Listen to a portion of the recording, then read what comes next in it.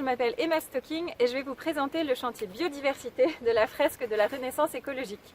J'ai choisi ce chantier parce que ça fait des années que je développe des programmes de sensibilisation, des formations et des performances artistiques sur ce passionnant sujet. Alors déjà, de quoi on parle?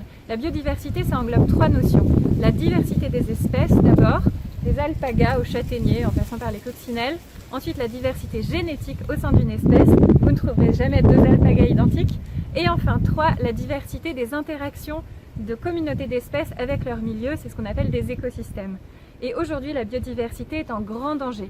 D'après le WWF, 60% des populations d'animaux sauvages ont disparu depuis les années 70.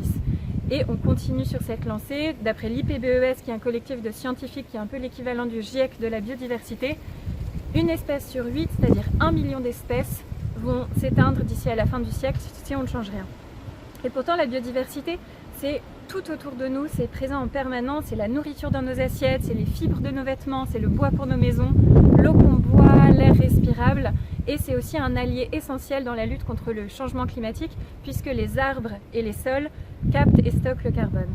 Bref, si la biodiversité se dégrade, c'est toutes nos conditions de vie sur Terre qui se dégradent avec elle. Heureusement, il y a plein de façons d'aborder ce chantier, et en plus, agir pour la biodiversité localement, ça permet d'avoir des résultats rapides et en plus c'est une source inépuisable de découvertes, d'inspiration, de beauté et de poésie. Alors concrètement, comment on s'y prend? Déjà, on peut commencer par cesser toute artificialisation nette des sols. On peut aussi changer nos modes de production et de consommation pour réduire la pollution, notamment la pollution chimique et plastique, mais aussi les pollutions sonores et lumineuses. Et enfin, on peut définir des espaces de réensauvagement. C'est d'ailleurs ce qu'on voit sur la fresque.